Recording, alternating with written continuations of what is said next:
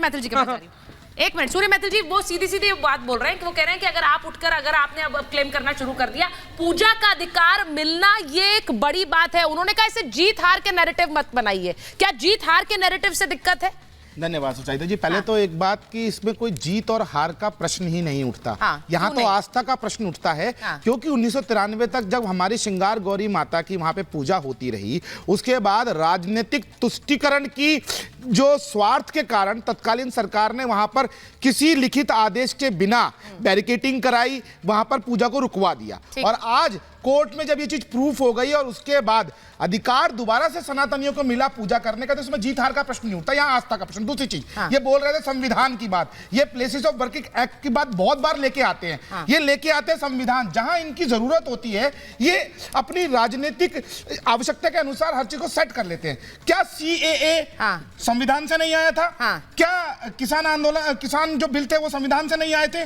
क्यों ये विरोध कर रहे थे? जब बिल को संविधान से आए थे और संसद से आए थे, तो आप क्यों विरोध कर रहे थे? और मैं ये बताऊं कि नहीं, मैं एक बात बताऊं, 2-3 दिन पहले हम जब CAA पर चर्चा कर रहे थे तो कादरी साहब भी हमारे साथ थे और उन्होंने कहा कि इसको लेकर एक भ्रम नहीं फैलाने की कोशिश करनी चाहिए। अब मैं कादरी साहब आपसे पूछ रही हूं, यहां पर कुछ मौलाना है जो कह रहे हैं कि यहां एक समाधान निकलना चाहिए, मिल बैठकर बातचीत से ज्ञानवापी के लिए। अयोध्या के बाद ये बड़ा संदेश आ रहा है। कादरी साहब देखिए, जो गौरी श्रृंगार की पूजा के लिए जो काम हिंदू पक्ष की तरफ से किया गया था, आज कोर्ट ने उन्हें उस बात की इजाज़त दे दी जो 1993 तक वहाँ पर पूजा हुआ करती थी। और एज पर 1991 वर्शिप एक्ट उनको रोकना गलत था, ये मैं आपसे कह रहा हूँ, क्योंकि पहले से वहाँ पूजा होती आई थी, पूजा हो रही थी। 1993 में एक पॉलिटिकल स्टंट लेते हुए वहां पर जो भी सरकार थी, वो सरकार ने उस पूजा को रोका और एक नए विवाद को वहां पर जन्म दिया गया।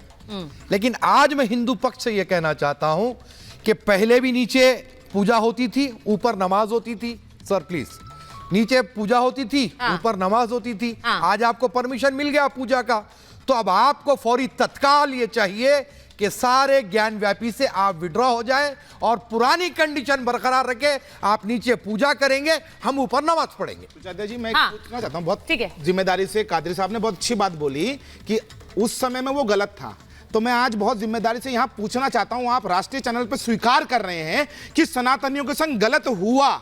1993 तक वहां पूजा होती थी और बिना किसी आदेश के वहां से पूजा रोकी गई, बैरिकेटिंग की गई। सुन लीजिए ना कादरी साहब, सुन लीजिए ना, मैं आपके बीच में नहीं बोला। देखिए, यहां पर आपको स्वीकार करते हुए मुझे बहुत साधुवाद दे रहा हूं, लेकिन आप मुझे यह बताइए कि जब कोर्ट ने आदेश दे दिया, विष्णु शंकर जैन जी ने इतनी मेहनत की, सभी सनातनियों ने संघर्ष किया, उसका रिजल्ट आया।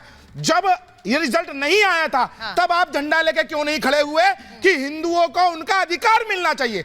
मतलब हम लड़कर अपना अधिकार लें, उसके बाद आप गंगा जमनी तहजीब की बात करें। एक बात कही है, लेकिन जब ये चीज थी, हमारे संग अन्याय हो रहा था, तब आप लोग चुप बैठे हुए थे, तब आप कहां थे? नहीं, उन्होंने बड़ी कादरी साहब, आपने जो बात कही है, आपने कहा कि किसी मुसलमान ने वहां पर पूजा नहीं रुकवाई, ये बिल्कुल सही बात है, आप ये मान रहे हैं। लेकिन फिर वही बात है कि अगर आज पूजा का अधिकार की बात हो रही है, यानी एक पुरानी व्यवस्था को फिर से शुरू किया जाना है, तो उसमें दिक्कत क्यों होनी चाहिए? मुझे 2 सेकंड देखिए, मैं इसलिए जब से ज्ञानव्यापी का इश्यू उठा है, हर वक्त एक बात कहा हूं मैं कि इसको जो है हिंदू मुस्लिम का आप जो है विवाद ना बताएं, ठीक है, अंजुमन कमेटी का विवाद बताएं, मैं मान लूंगा, ठीक है, क्योंकि मुसलमानों ने कोई वहां पर पूजा ना रोकी थी, ना मुसलमानों को दिलचस्पी थी, और ना ही तहखाने पे मुसलमानों का दावा था।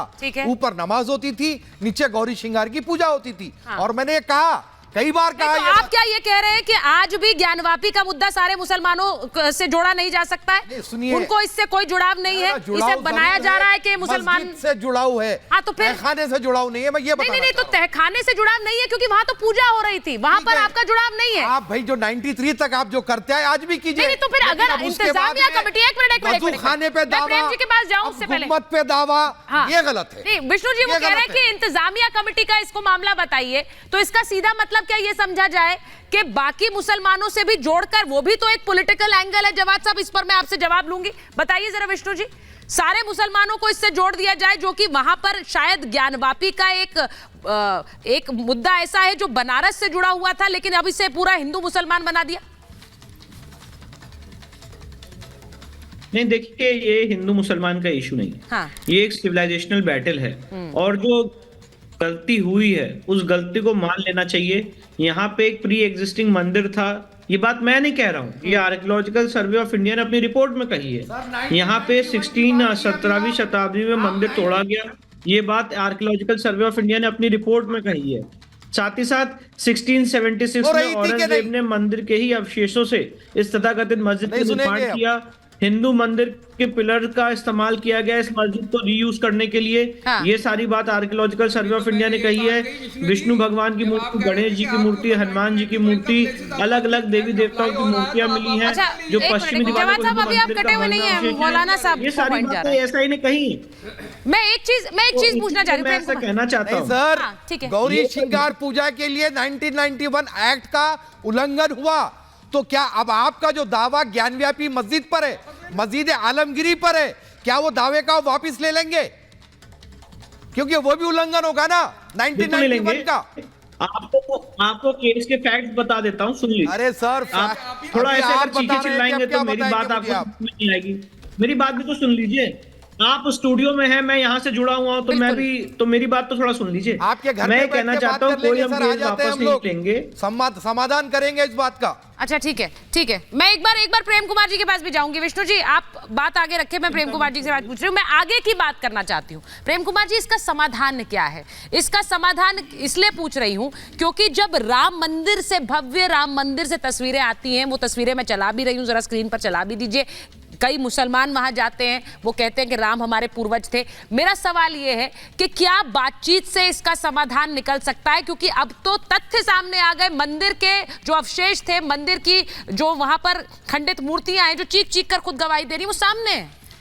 सुचारिता जी, देखना ऐसे होगा कि हमारा देश अतीत में बहुत सारी गुलाम रहा, बहुत सारे लोग आए, अंग्रेज आए, मुगल आए, उनका शासन रहा, हर तरह का शासन रहा, और सभ्यताएं बदलती रही। तो उसके हिसाब से हमें अपने भविष्य को देखना है, और नित्य रोज ऐसे विवादों का पटाक्षेप हो, इसके लिए हमें एक सॉल्यूशन लेके आना है, और उसी का नाम था 1991 का वॉरशिप एक्ट।